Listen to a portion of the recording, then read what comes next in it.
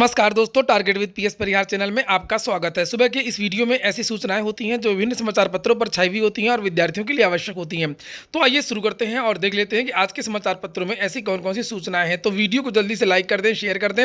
जिन छात्रों ने चैनल को अभी भी सब्सक्राइब ना किया हो जल्दी से सब्सक्राइब कर लें ताकि आप लोगों को भी इसी तरीके के अथेंटिक अपडेट्स सबसे पहले मिलती रहे। आगे बढ़ने से पहले एक और सूचना कि अगर आप लोग उत्तर प्रदेश अधीन सेवा चयन आयोग की परीक्षा पीईटी की तैयारी कर रहे हैं तो आप लोग चक्षु प्रकाशन की प्रैक्टिस सेट की ये पुस्तक ले सकते हैं, जिसमें 1950 से ज़्यादा बहुविकल्पीय प्रश्न हैं और उनकी उचित व्याख्या भी इसमें दी हुई है। 20 से ज़्यादा प्रैक्टिस सेट भी हैं। ये जो पुस्तक है बिल्कुल यूपी के पैटर्न के आधार पर तैयार की गई है और इसकी कुछ खासियत है, जैसे कि मैंने पिछली बार बताया था कि इसमें अशुद्धियाँ बहुत कम है और इसमें जो उत्तरों की जो व्याख्या दी गई है वो भी काफ़ी अच्छी है। सभी कापी किताबों की दुकानों में सभी शहरों में ये पुस्तकें उपलब्ध हैं, आप वहाँ से भी ले सकते हैं। अगर आप लोग चाहें ऑनलाइन मंगवाना तो ऑनलाइन भी आप मंगवा सकते हैं। उसकी जो लिंक है मैंने डिस्क्रिप्शन बॉक्स में दे दी है। यूपी पीईटी की प्रैक्टिस सेट ही नहीं, यूपी पीईटी की संपूर्ण गाइड भी आती है जिसमें पूरा का पूरा स्टडी मटेरियल दिया हुआ है। चलिए शुरू करते हैं आज की सूचना को। सबसे पहले सूचना है टीजीटी पीजीटी भ्रष्टाचार के अब तक के सारे रिकॉर्ड टूटे। और मैं आपको बता दूं कि वीडियो थोड़ा सा लंबा जरूर हो जाएगा, लेकिन आप लोग वीडियो को ज़्यादा से ज़्यादा देखने की कोशिश किया करें। बहुत ही महत्वपूर्ण जो सूचनाएं वो छूट जाती हैं, फिर आप कमेंट करके पूछते भी हैं। और सुबह का जो वीडियो होता है वो अति महत्वपूर्ण भी होता है। यहाँ पर लिखा है टीजीटी भ्रष्टाचार के अब तक के सारे रिकॉर्ड टूटे। पिछले लगभग 3-4 सालों में जो भी भर्तियां हुई हैं, जो भी परीक्षाएं हुई हैं, शायद ही किसी परीक्षा में इतनी ज़्यादा अनियमितता की खबरें आई हैं जितनी इस भर्ती में।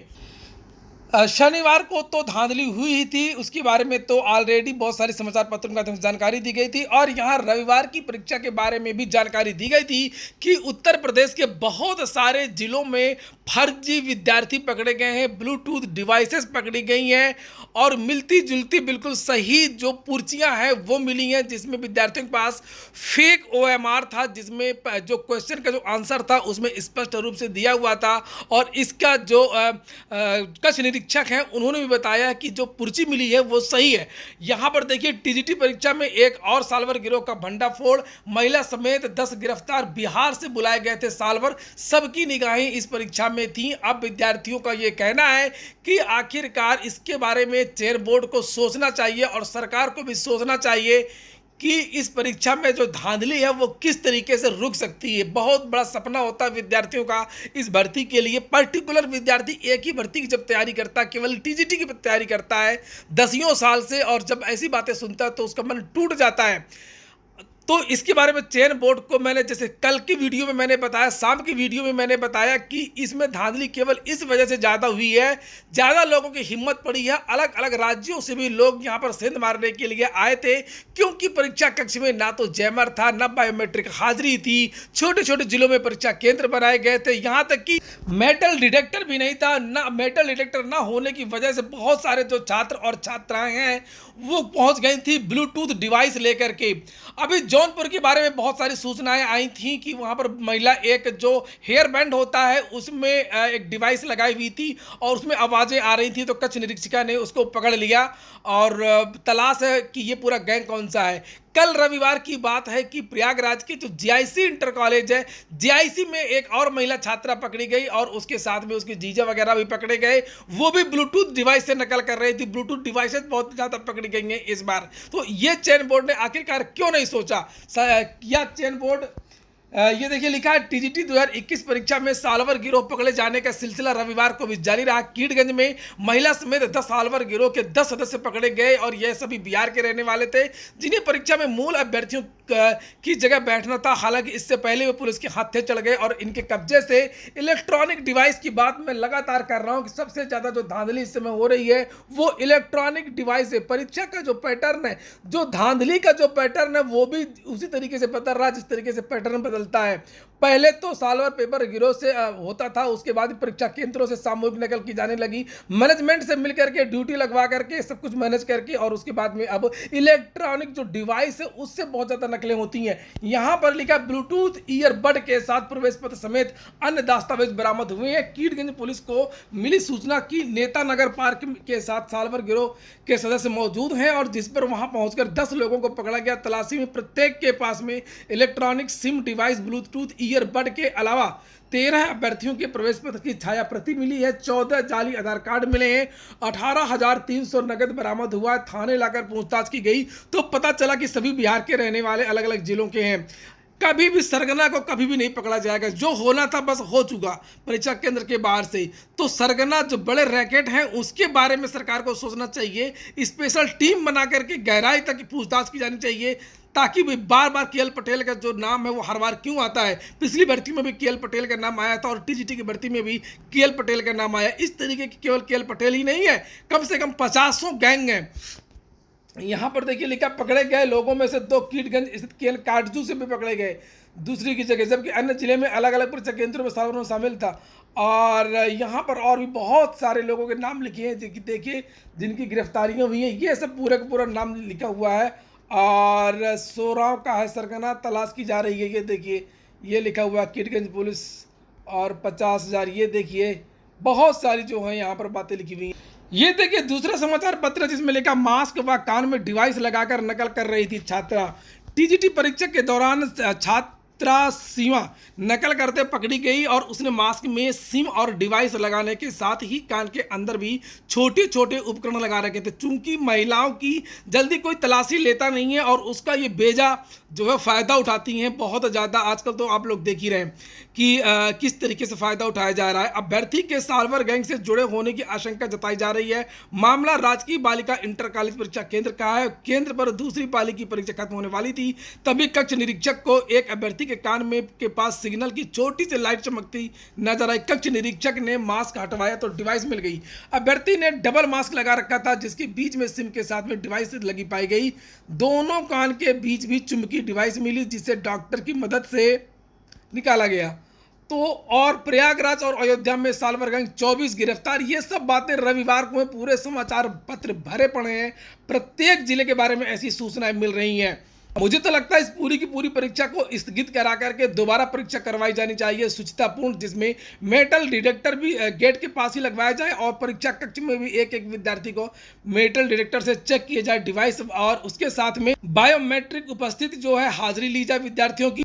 नहीं तो इसकी जो कट ऑफ है इतनी ज़्यादा जाएगी कि कट ऑफ का वीडियो बनाना ही बेकार है। मैं जितने भी कोचिंग संचालक है सभी से कहता हूँ कि आप लोग कट ऑफ का वीडियो बिल्कुल ना बना, नहीं तो आपकी चीचा लेदर होने वाली है इस बार, कि कोई भी जो है कट ऑफ का वीडियो ना बनाए, नहीं तो आप सबकी बेइज्जती होगी। बहुत ज़्यादा कट ऑफ जाने वाली है अप्रत्याशित। और एक सूचना बता दूं आप लोगों को कि आज रोजगार के मुद्दे पर लखनऊ में धरना प्रदर्शन शुरू हो रहा है। युवा मंच के द्वारा ये धरना प्रदर्शन लखनऊ में किया जा रहा है। उत्तर प्रदेश सरकार की रोजगार विरोधी नीति के विरोध में विद्यार्थी लखनऊ में धरना प्रदर्शन कर रहे हैं, चाहे वो प्राथमिक शिक्षक भर्ती की मांग को लेकर के हो, चाहे वो तदर्थ शिक्षकों के पदों की जोड़ने वाली बात हो, चाहे वो पुलिस सिपाही के जो विद्यार्थी हैं उनकी वेटिंग लिस्ट की बात हो, या पुलिस सिपाही की नई भर्ती की बात हो।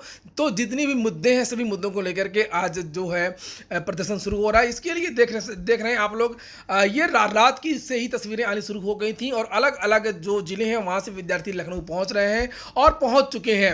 आगे जो भी अपडेट होगी आपको इस धरना प्रदर्शन की अपडेट सभी मिलती रहेंगी। अगली सूचना है उत्तर प्रदेश लोक सेवा आयोग की 3 दिन से सीबीआई यहां पर डटी हुई है और सीबीआई को बहुत ज्यादा सबूत मिल चुके हैं विभिन्न भर्तियों के। अभी तो जो सूचनाएं आई थी वो एपीएस 2010 भर्ती के बारे में आई थी और अब जानकारी मिली है कि सीबीआई को पुख्ता सबूत मिले हैं कि आरओ 2014 में जो भर्ती हुई थी उस आरओ में फर्जी प्रमाण पत्र लगा करके बहुत सारे विद्यार्थियों को नौकरी दी गई है। बहुत सारे विद्यार्थियों की तो ओएमआर सीट बदल दी गई है, किसी और की ओएमआर में किसी और का नाम डाल करके उसको पास करा करके उसको नौकरी दे दी गई है। इतनी सारी अनियमितता जो परीक्षा नियंत्रक प्रभुनाथ के कार्यकाल में हुई है उसके बारे में भी आज के समाचार पत्रों में बहुत सारी जानकारी दी गई है। वीडियो को पूरा देखें, भागना नहीं है। अनिल यादव का कार्यकाल था, समाजवादी पार्टी की सरकार थी और आप लोग समझ रहे होंगे किस तरीके का भ्रष्टाचार हुआ होगा। और आरओ 2014 में भी दर्ज होगा मुकदमा।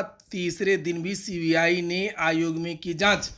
उत्तर प्रदेश लोक सेवा आयोग की एक और भर्ती में सीबीआई एफआईआर दर्ज कराने की तैयारी में है। समीक्षा अधिकारी सहायक समीक्षा अधिकारी 2014 में ओएमआर सीट बदलने, अनाधिकृत व फर्जी प्रमाण पत्र मान करने, टाइप टेस्ट में आयोग को पास करने की जांच कर रही सीबीआई को सबूत मिल गए हैं।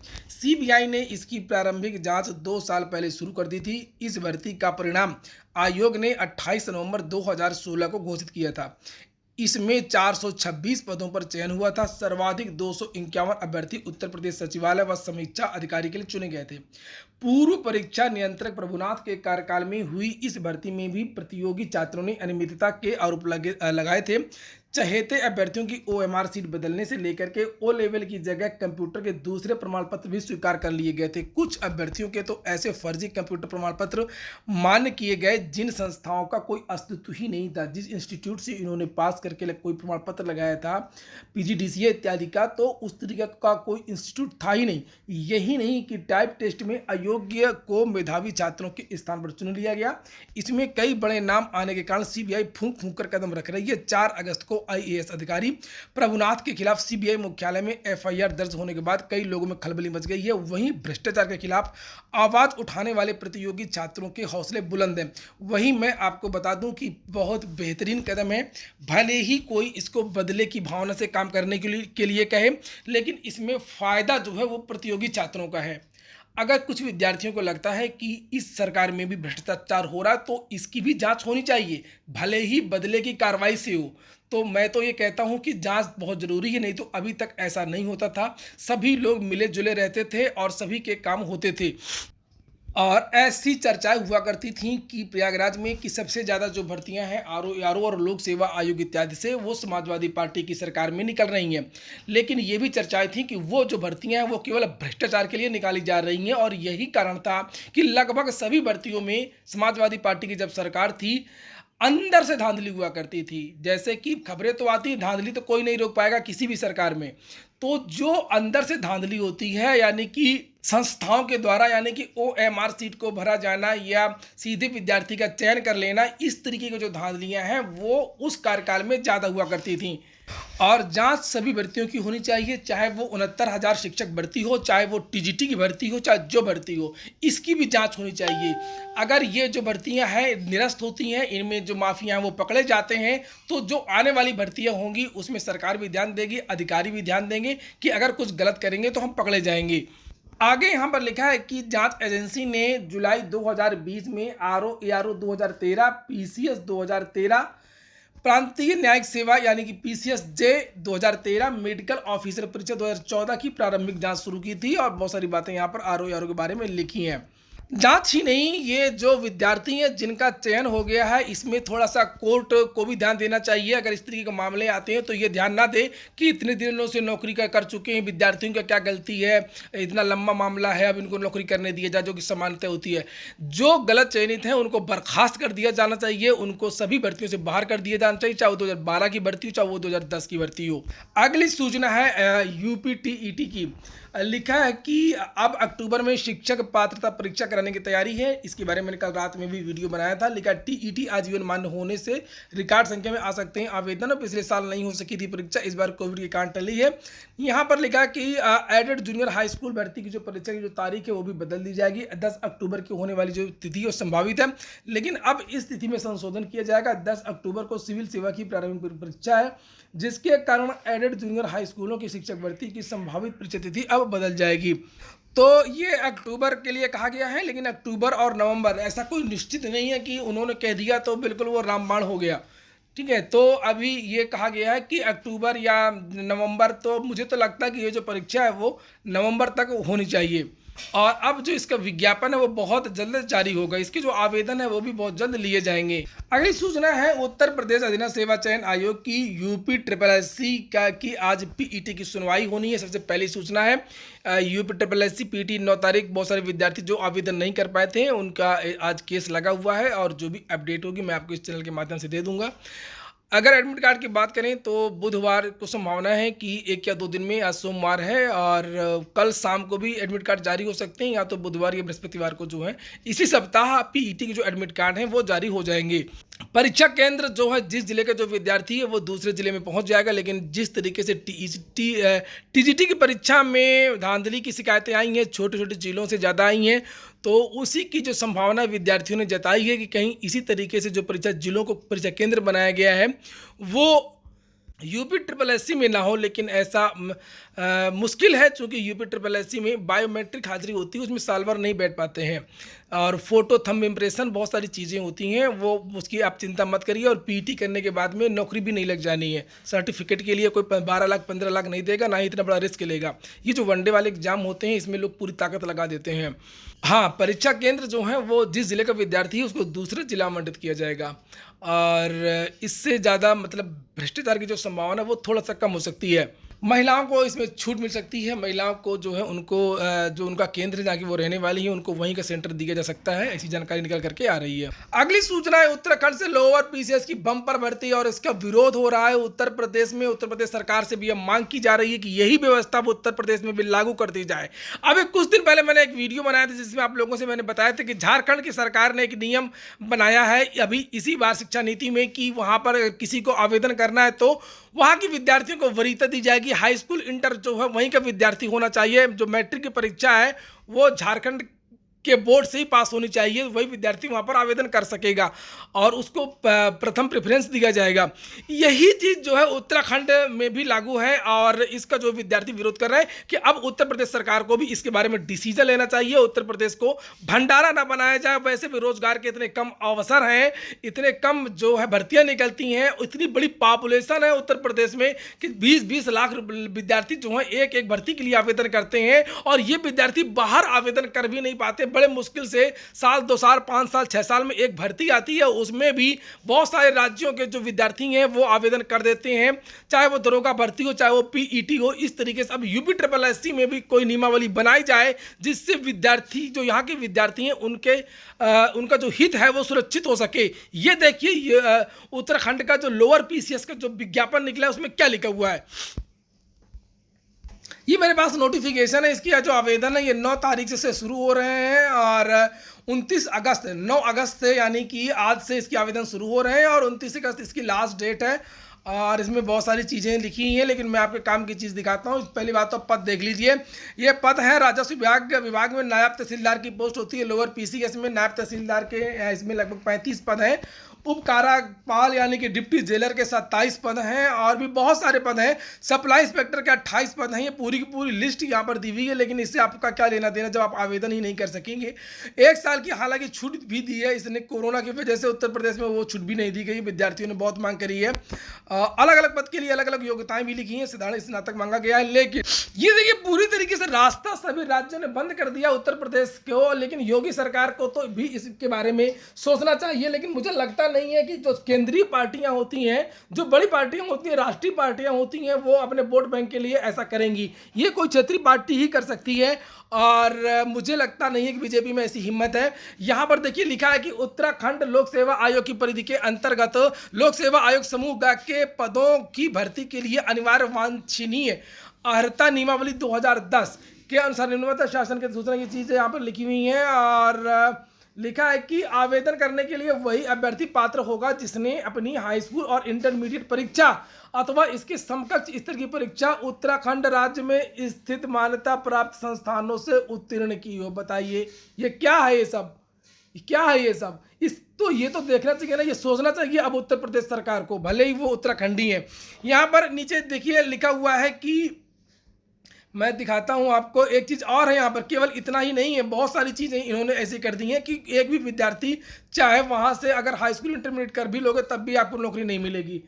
ये देखिए उत्तराखंड लोक सेवा आयोग की परिधि के अंतर्गत ये चीज़ें लिखी हुई हैं। ये भी लिखा हुआ है कि वही अभ्यर्थी सीधी भर्ती हेतु पात्र होगा जिसका नाम उत्तराखंड राज्य में स्थित किसी सेवा योजना कार्यालय में आवेदन पत्र प्राप्ति की अंतिम तारीख तक पंजीकृत हो। अब बताइए वहाँ पर रजिस्ट्रेशन भी होना चाहिए, वहाँ का सेवा योजना जो बेरोजगार कार्यालय होता है वहाँ पर रजिस्टर्ड भी होना चाहिए, साथ में वहाँ पर हाई स्कूल इंटरमीडिएट भी पास होना चाहिए। तो पूरी तरीके से बंद है यहाँ पर पूरा और सभी विद्यार्थी अब इसके लिए जोरदार तरीके से मांग उठाएं और मैं आपका साथ देने के लिए तैयार हूं। ये होगी आज का वीडियो अगर आपको अच्छा लगा हो तो लाइक कर दें। जिन छात्रों ने चैनल को सब्सक्राइब ना किया सब्सक्राइब कर लें। पूरा वीडियो सुनने के लिए बहुत बहुत धन्यवाद।